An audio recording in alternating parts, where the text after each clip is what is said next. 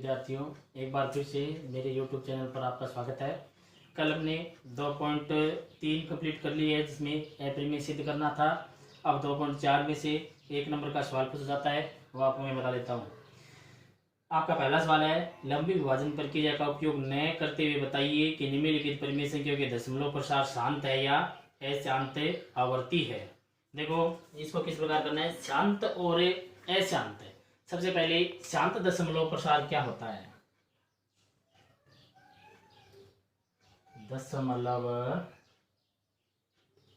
प्रसार, शांत दशमलव प्रसार का मतलब होता है कि इस प्रकार का दशमलव प्रसार है जिसमें हर की घात 2 की घात m तथा 5 की घात n के रूप में हो, तो उसे शांत दशमलव प्रसार कहते हैं। एक बार फिर से बता देता हूँ, शांत दशमलव प्रसार से कहते हैं कि इस प्रकार का दशमलव प्रसार है जिसमें हर की घात 2 की घात m तथा 5 की घात n के रूप में हो, उसे शांत कहते हैं। और 2 की घात m और 5 की घात n के रूप में न हो, उसे अशांत कहेंगे। यानी कोई अन्य घात आ जाए, जैसे 2 की घात m गुणा 5 की घात n आ गया, इसके साथ में कोई अन्य घात आ जाए, जैसे 7 आ गया, तो यानी ये अशांत हो गया। 2 की घात m और 5 की घात n तो है ही, लेकिन इसमें एक अतिरिक्त 7 भी है, तो ये अशांत हो गया।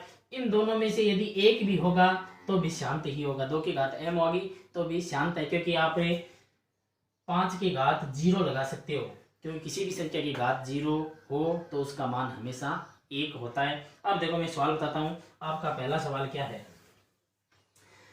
पहला है 15/1600। 15/1600 है, तो पहले 1600 का अभाज्य गुणनफल निकाल लो। कैसे निकालोगे? 15/16 का कितना होता है? 2 की घात 4 होते हैं, और ये 100 रह गया, ये तो वहां।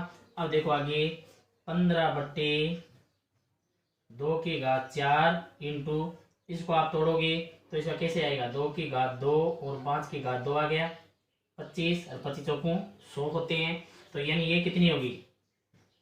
15/2 की घात 6 और 5 की घात 2, यानी अभाज्य गुणनखंड आ गया 2 की घात 6 और 5 की घात 2, तो ये हो गया 15/2 की घात 6 और 5 की घात 2। तो यानी किसका है? हर किसका है? इसमें हर 2 की घात m तथा 5 की घात n के रूप में है, यानी 2 की घात m तथा 5 की घात n के रूप में है, इसलिए 15/1600 शांत दशमलव प्रसार है। दशमलव प्रसार है, यानी किस प्रकार से? पहले 16 को टुकड़ों में तोड़ दो। आपको ऐसे सीधा तोड़ना नहीं, तो इस प्रकार से, ये ऐसे करके 1600 आ गया, 2 का दिया 800 आ गया, फिर 2 का दिया 400 आ गया, 2 का दिया 200 आ गया, 2 का दिया 100 आ गया। इस प्रकार से आप तोड़ सकते हो। तोड़ने के बाद में आपके पास अभाज्य गुणनखंड आ जाएंगे।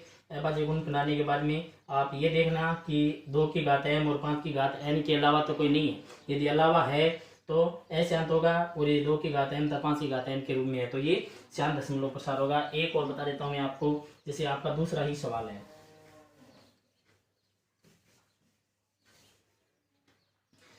दूसरा सवाल है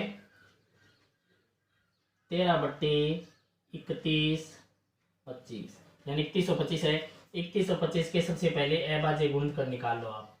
3125, इसमें 5 का जाएगा, 5 का दोगे तो आपके पास 625 आएगा, फिर 5 का दोगे 125 आएगा, फिर 5 का दोगे 25 आएगा, फिर 5 का दोगे 5 आएगा, और फिर 5 का दोगे 1 आएगा। तो आपके पास ये आ गया 13/5 की पावर 5। मैंने बताया था पहले कि यदि दोनों में से कोई एक भी संख्या आए तो भी वो शांत दशमलव ही होगा। क्यों? क्योंकि आप यहाँ पे लिख सकते हो 2 की पावर 0, तो इसमें क्या गया? इसमें हर 2 की घात m तथा 5 की घात n के रूप में है, अतः ये है 13/3125 शांत दशमलव प्रसार है। यानी आपके मेरे हिसाब से समझ में आ गया होगा। फिर भी मैं आपको एक सवाल और बताता हूँ। जैसे आपका तीसरा सवाल है 23/2 और 5/2, यानी इसमें तो अभाज्य गुणनखंड निकाला हुआ ही है, निकाला हुआ है तो आप सीधा ही लिख लो, इसमें हर 2/n तथा 5/n के रूप में है। अतः 23/2 और 5/2 एक शांत दशमलव प्रसार है। यानी ये हो गया, जिसमें इन दोनों के अलावा कोई संख्या आ जाए तो अशांत होगा, ये दोनों आ जाए शांत होगा, इनमें से एक आ जाए तो भी शांत होगा। आपका पहला सवाल मेरे हिसाब से कंप्लीट हो गया, आप निकालना, नहीं आए तो कमेंट में पूछना। दूसरा सवाल, दूसरा आपको कह रहा है कि निम्नलिखित परिमेय संख्याओं के दशमलव प्रसार लिखिए एवं बताइए कि ये शांत है। यानी आपको पहले दशमलव प्रसार लिखना है, प्रसार आने के बाद में इसके दशमलव भी, यानी शांत है या शांत बताना है पहले, और फिर उसके बाद दशमलव प्रसार भी आपको लिखना है। तो जैसे पहला सवाल आपके पास है 13/125, पहला काम आपका वही होगा, अभाज्य गुणनखंड निकाल लो। तो 13/125 के 5/3 आ गया, 5/3 आ गया तो आप यहाँ पे क्या लिख सकते हो, 2/0 लिख सकते हो। तो इसका मतलब क्या हो गया, हर 2m तथा 5n के रूप में है। अतः यह शांत दशमलव प्रसार है। यानी ये शांत दशमलव हो गया। फिर आपको क्या करना है, दशमलव प्रसार लिखना है, दशमलव रूप लिख दो। दशमलव रूप कैसे आएगा, देखो आपके पास 13/5 है, तो आपका काम क्या होगा, यानी यहाँ पे 2 नहीं है तो नीचे भी 2/3 से गुणा कर दो और ऊपर भी 2/3 से गुणा कर दो। तो 2/3 से गुणा करते ये कितना हो गया, 13 × 2/3 का मतलब होता है 8, और ये कितना हो गया 5×2 10, यानी कि ऊपर घात 3 है तो ये हो गया 1000। ये इस प्रकार करें ना, 5×2 10, ऊपर जितनी घात है उतनी शून्य, एक के आगे उतनी शून्य लगा देना, ये 1000 हो गया। 13 को 8 से गुणा कर दो, 104/1000 हो गया। तो 3 अंक छोड़ के दशमलव लगा दो, तो एक 4 छोड़ दिया, एक 0 छोड़ दिया, एक 1 छोड़ दिया, ये दशमलव आ गया। तो यानी कि 0.104, ये आपके उत्तर आ गए। इसी प्रकार से एक तीसरा सवाल और देख लो, एक तीसरा और बता देता हूं मैं।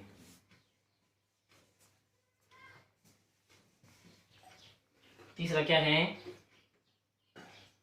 49/500।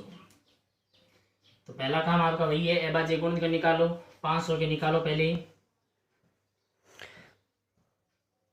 2 का दिया आपके पास 250 आया, फिर 2 का दिया आपके पास 125 आया, और 125 का आपको मालूम है कि 5/3 आता है। तो ये कितना गया, 49/2 और 5/3, यानी हर 2/n तथा 5/n के रूप में है। अतः यह शांत दशमलव प्रसार है। अब दशमलव रूप लिखना है आपको। दशमलव रूप कैसे आएगा, देखो 49/2 और 5/3। इसमें देखो देखते ही पता चल जाएगा आपको कि 5/3 है और यहाँ पे 2/2 है, तो मतलब एक 2 कम रहेगी, तो 1 से गुणा करो। देखो ये 2 और ये 2, तो ऊपर से कितना आ गया, 96 आ गया।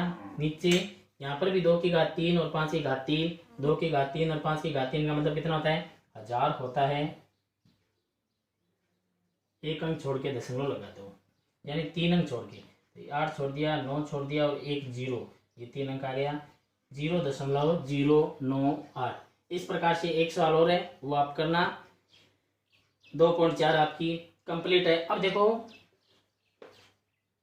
1 नंबर का एक अन्य प्रकार का भी सवाल आता है, वो आपको मैं बता देता हूं। एक तो देख लो सवाल है आपके पास, जैसे विविध का चौथा सवाल है, इसमें ये कह रहा है कि 2 संख्याओं का गुणनफल 1080 है, उनका महत्तम समापवर्ती 30 है, तो लघुत्तम समापवर्ती ज्ञात कीजिए।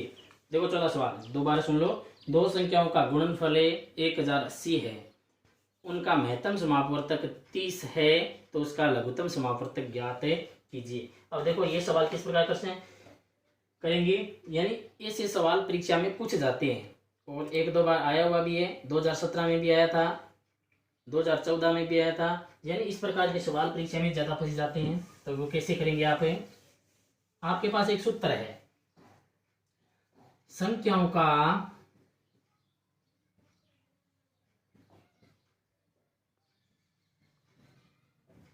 गुणनफल बराबर HCF गुणा LCM। आपको देखो क्या कह रहा है, दो संख्याओं का गुणनफल 1080 है, तो ये दो संख्याओं का गुणनफल हो गया 1080।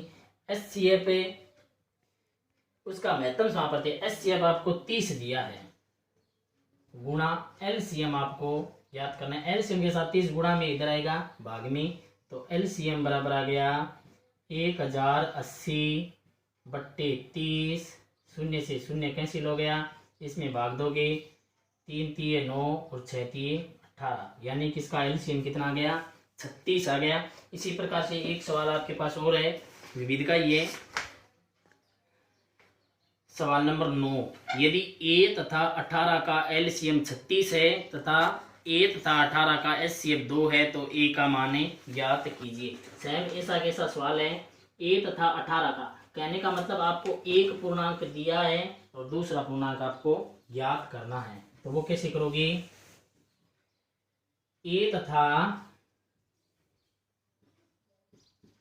18 का HCF, A तथा 18 का HCF आपको कितना दिया गया है 2 है, और A तथा 18 का LCM 36 दिया है। तो आपको A का मान ज्ञात करना है, तो वही है संख्याओं का गुणनफल है